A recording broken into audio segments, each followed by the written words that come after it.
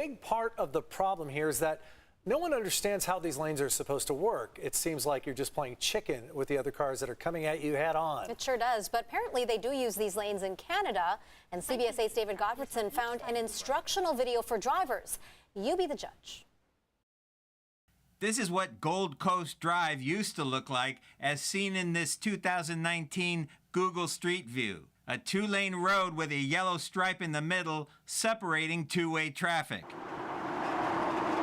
And this is what it looks like today, with a single shared lane in the middle and bike lanes on either side. They're called advisory bike lanes, as described in this educational video CBS 8 found from Ottawa, Canada. Cycling lanes are placed on each side of the road.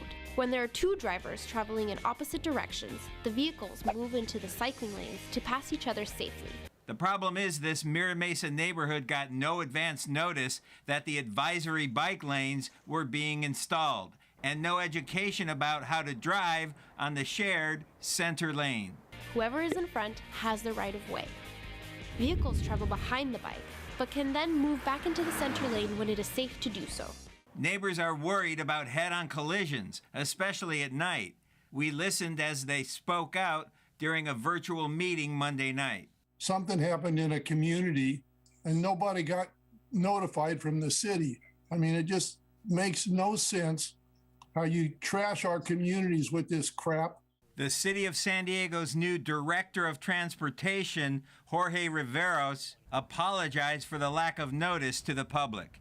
Completely understand the frustration that it wasn't rolled out with a good educational and outreach program. We're owning that for sure. We found out the city approved its bicycle master plan in 2013, but the advisory bike lanes were not part of that plan until now. Several experimental studies are ongoing across the country, according to the city, but only one in California on federal parkland at the Presidio in San Francisco. Other studies have shown advisory bike lanes can reduce collisions, but the benefit is highly dependent on the amount of traffic and education of drivers. People are used to driving between lanes, and now we're asking them to drive on top of a lane where they're straddling a lane.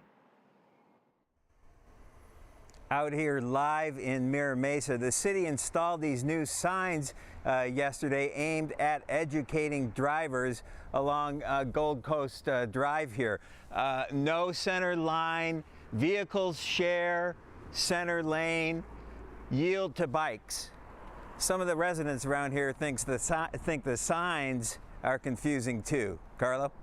Man, these are kind of confusing, David, and I understand there are plans to deploy these advisory bike lanes in other neighborhoods in San Diego, aren't there?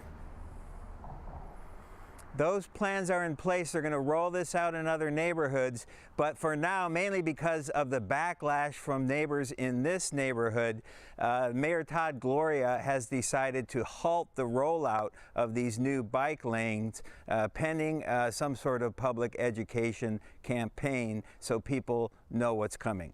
So to be clear, they say they're still moving forward with this design at some point after they educate the public?